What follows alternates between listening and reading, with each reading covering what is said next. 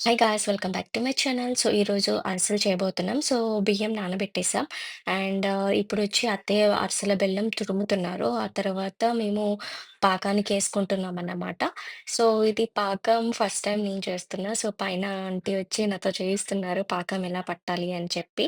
So ఆ తర్వాత బెల్లం కరిగిపోయాక మనం వడపోసుకోవాలి వేరే గిన్నెలోకి. ఆ తర్వాత ఇందులో మనం పాకం వచ్చే వరకు మనం తిప్పుతూ ఉండాలన్నమాట. సో పాకం వచ్చిందా లేదా అని తెలియడానికి ఇలా నురుగొస్తుంది. ఆ తర్వాత మనం ఒక ప్లేట్‌లో వాటర్ పోసుకొని అందులో కొంచెం వేసుకొని అలా ఉండలా వస్తే మనకు పాకం వచ్చినట్టు. ఆ తర్వాత ఇలాచీ పౌడర్, అందులో కొంచెం నెయ్యి వేసుకొని మనం కలుపుకోవాలన్నమాట. ఇంకొంచెం పాకం అనేది కొంచెం గట్టి పడాలి.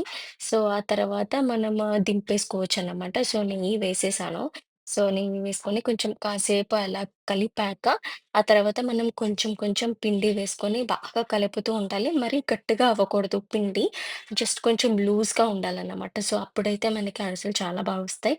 సో, కలిపేసాక కొంచెం ఆయిల్ వేసుకున్నాం.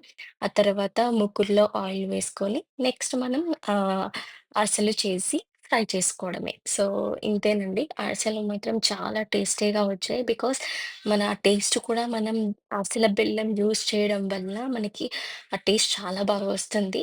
సో, ఫస్ట్ టైమ్ నేర్చుకున్నాను నేను అరిసెలు ఎలా చేయడము. So, thank you guys. Please subscribe.